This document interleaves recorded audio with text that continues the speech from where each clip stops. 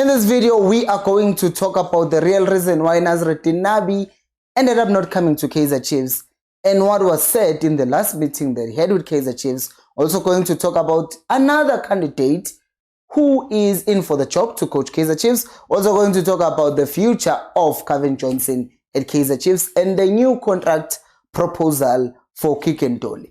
Hello and welcome to Khosi Nation Fan TV. I am Pilo, I am your host, and this is where fans meet and talk about Kaizer Chiefs. Khosi Football Club.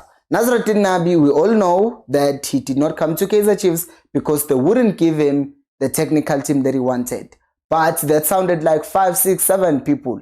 But he actually only wanted 2 people, and Kaizer Chiefs said, listen, we have people with running contracts, so we can't get rid of those people and bring in your own people. And that's how it collapsed, because he was like, nope. Then I realized that I should just let them be, and they left. Some people will say, but he went to Morocco and he worked without 2 assistant coaches that he brought. But remember, in Morocco, they are much closer to Tunisia. They are probably speaking the same language. So there is understanding. There are not much cultural differences between those people. So it's easy for them to work together. But now you are taking a Northern African, you're bringing him to South Africa to work with people he's never met before, people he shares nothing in common with. You're going to have clashes, or you're just not going to have as much unison as you want. So because of that, that deal fell apart. I have a question for you though, because apparently Chiefs spoke to Nabi again, and now they are willing, or they were willing when they spoke, to give him what he wants. Interesting, because now they've lost a lot of games and now they see that they flopped. How long is it going to take before they learn?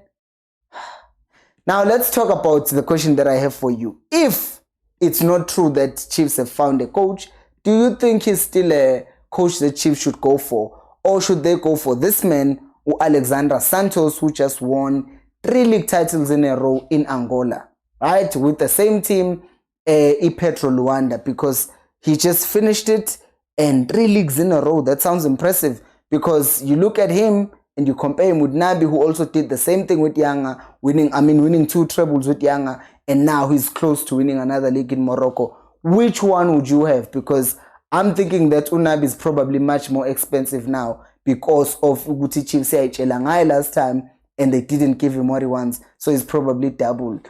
Would you rather go for the one who's been working in Angola, or would you rather go for Nabi, who has worked across 2 places? Because Santos is one of the leading candidates to take that job. Let me know in my comments.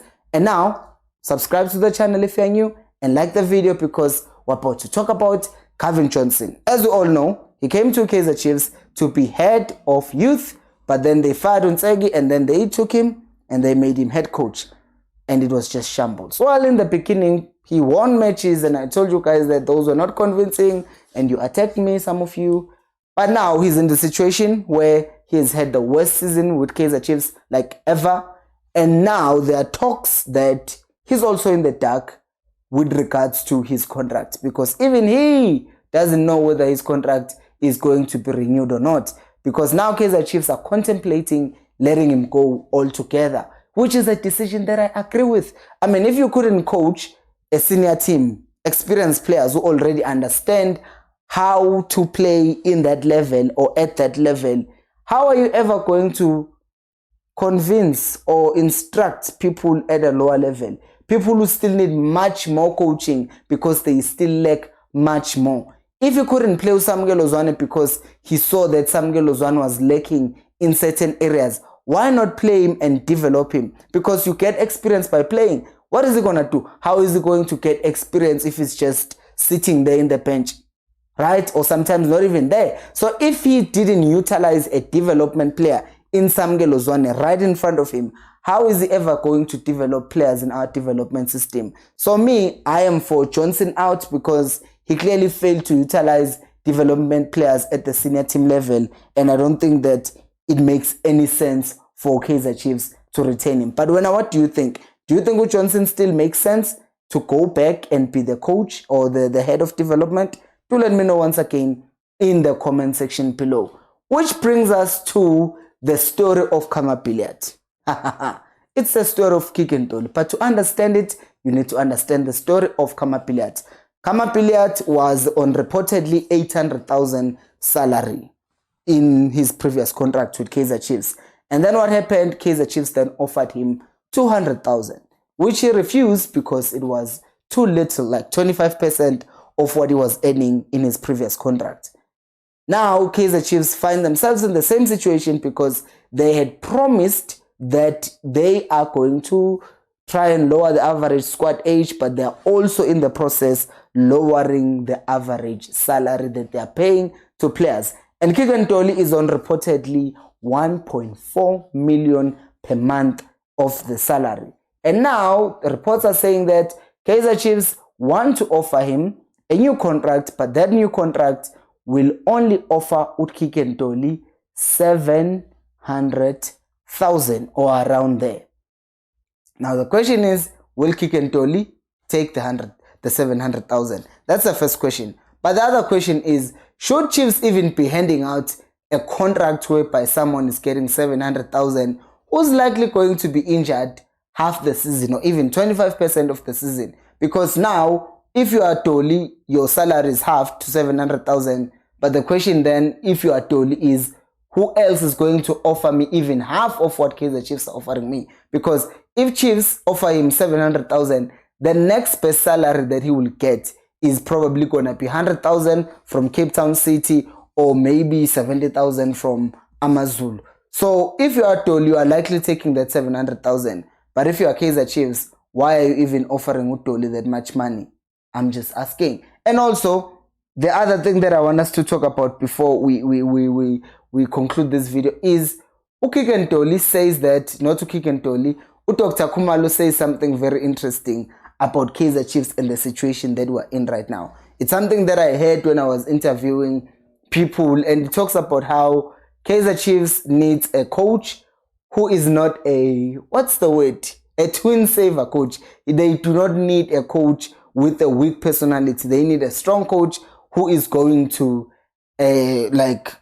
stamp his authority in the club and build character in the players that we have. I have a question.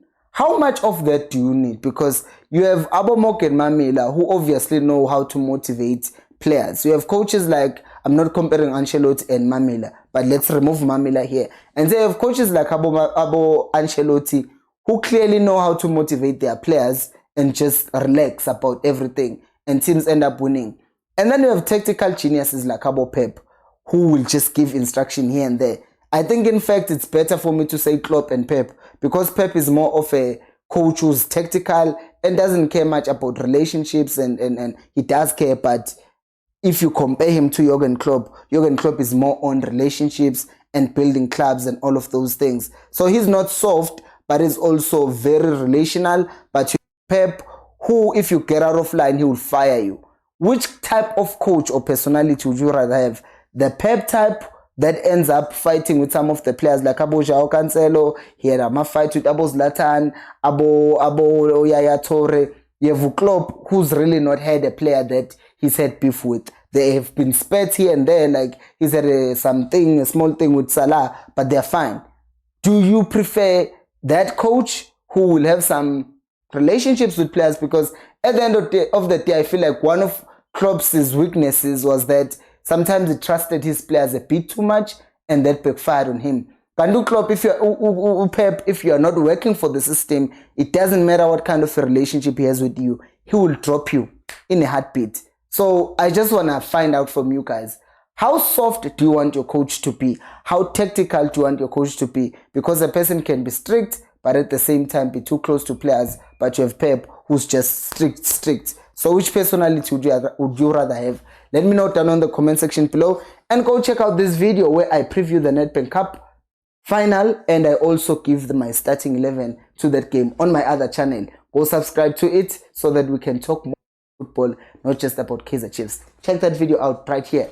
Thank you so much for watching, and until next time, remember, Khosi, I'll pay you more.